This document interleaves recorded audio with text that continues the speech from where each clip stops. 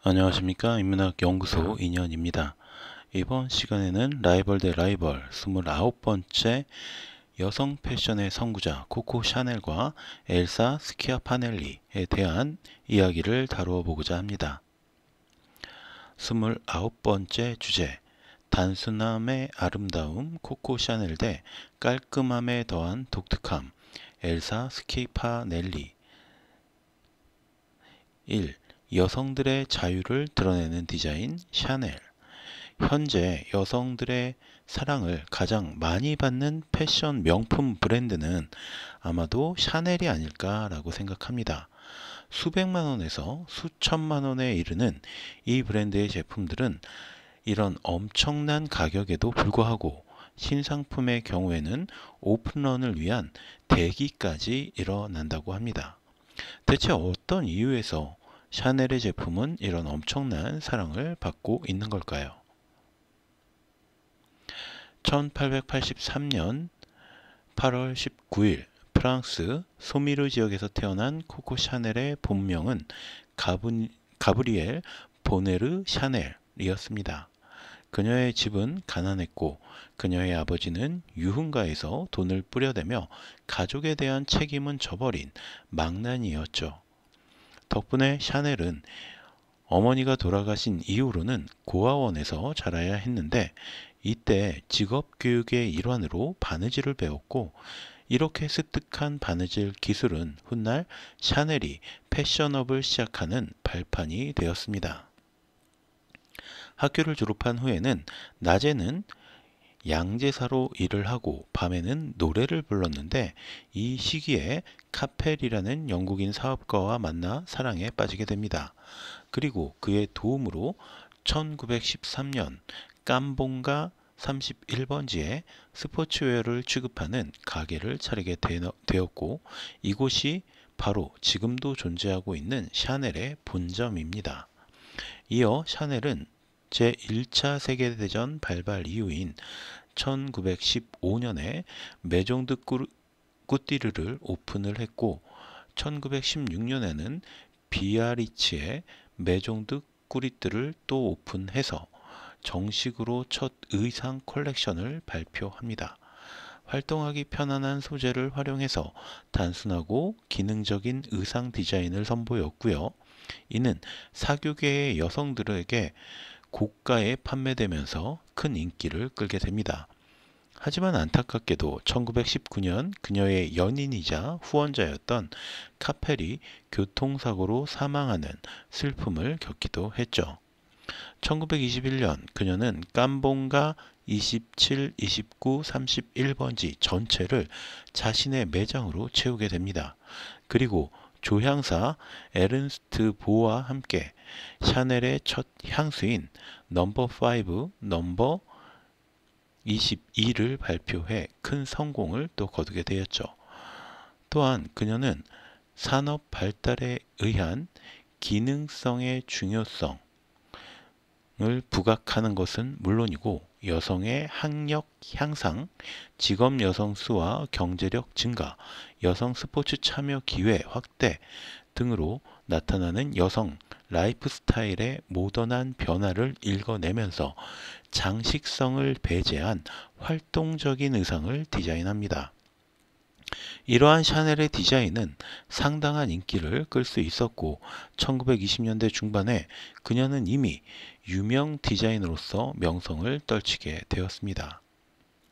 이런 샤넬의 디자인 철학이 가장 잘 드러난 것이 바로 1926년에 발표한 리틀 블랙 드레스였습니다.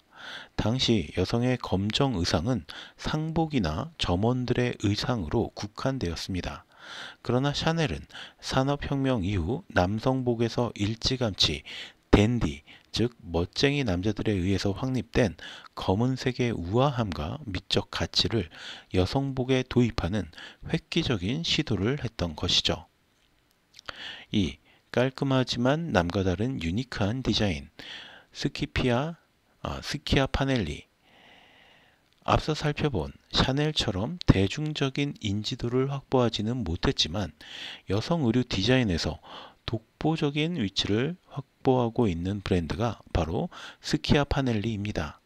다만 제2차 세계대전 당시에 쇠락의 길을 걷다가 1954년 한 차례 파산 선고를 받았다가 현재는 이탈리아 명품 브랜드인 토지에 흡수되어서 그 명맥을 유지해 가고는 있습니다. 1890년 9월 10일에 태어난 엘사 스키아파넬리는 이탈리아 로마에서 귀족 출신 어머니와 유명 학자 아버지를 둔 부유한 가정 출신으로 샤넬과는 굉장히 반대적인 환경에서 자라났습니다. 그러나 당시 상류층의 보수적인 환경에서 벗어나고 싶었던 그녀는 20대 초반의 나이에 윌리엄 드 웬트 드 컬로와 결혼을 한 뒤에 런던으로 향하게 됩니다. 그러나 두 사람의 결혼 생활은 그리 길지 않았고 이혼한 후에 스키아파넬리는 경제적 독립을 위해 패션 디자이너의 길로 들어서게 됩니다. 1922년 무렵 파리에 정착한 그녀는 점차 디자이너로서의 두각을 드러내기 시작했는데 그녀의 초기 작품들 역시 모던하고 심플한 스타일의 옷들이었습니다. 그리고 1927년 11월 니트웨어 컬렉션에서 선보인 이른바 트퐁프레유 스웨터가 대중들의 인기를 끌면서 스키아파넬리는 패션 디자이너로서 국제적인 명성을 얻게 됩니다. 이 스웨터에는 실물처럼 보이는 눈속임용 리본 매듭이 패턴 디자인이 되어 있는데 패션 잡지 보그로부터 예술적인 걸작이라는 찬사를 받기도 했습니다. 이후 그녀의 디자인은 이렇게 위트 있으면서도 유니크한 특징으로 자리를 잡게 되지요. 스키아파넬리가 그 독창적인 유니크함을 뽐내었던 것은 바로 초현실주의가 자리 잡던 1920년대부터였습니다. 그녀는 마르셀 뒤상, 만 레이, 엘프리드 스티글리츠 등 당대의 예술가들과 교류하면서 정서적인 교감을 나누었습니다. 그리고 1930년대에 들어서면서부터는 아예 예술가들과 컬래버레이션을 시도했는데 이 협업에 참여했던 인물들이 바로 살바도르 달리, 장 콕토 등이었습니다. 당연히 그녀의 작품은 다른 어떤 디자이너보다 독창적이었고 유니크했죠. 3. 마케팅 포인트의 차이. 샤넬의 디자인은 심플하고 기능적이었기 때문에 이른바 카피 제품들이 손쉽게 모방할 수 있었습니다. 특히나 저작권이나 상표에 대한 개념이 확립되지 않았던 시기였기 때문에 다양한 가격대에서 그에 맞는 다양한 소재로 복사품들이 쏟아져 나왔습니다. 하지만 샤넬은 오히려 이것을 홍보의 기회로 삼았습니다. 복제품이 많아질수록 오리지널에 대한 희소 가치를 부여하면서 복제품들의 한계를 뛰어넘은 것이죠. 또한 샤넬은 스스로 본인 제품의 모델로 활동하기도 했습니다. 그녀는 자기 자신을 모던한 여성의 전형적인 모델로 메이킹을 했습니다. 물론 실제로도 그녀는 상당한 명성과 부를 축적했을 뿐만 아니라 상류층 인사와 예술가들과 교류하면서 사회적 선망의 대상이기도 했죠. 샤넬은 항상 자신이 디자인한 의상과 액세서리를 착용한 모습으로 매체와 대중 앞에 등장했고 이를 통해서 샤넬 상품 자체의 홍보뿐만이 아니라 각 상품들의 조합으로 탄생할 수 있는 새로운 스타일을 보여주었던 것입니다. 반면 스키아파넬리 제품은 그 재료와 소재 선택이 다양하다는 점에서 주목을 받을 수 있었습니다. 그녀는 쿠티르, 고급 여성복 패션에 처음으로 지퍼를 사용한 디자이너 중 한 명으로 기록되고 있습니다. 또한 초현실주의의 영감을 받았던 그녀는 착시 현상을 일으킬 수 있는 플라스틱, 금속 등 특이한 재료들을 의복 장식과 액세서리로 도입했습니다.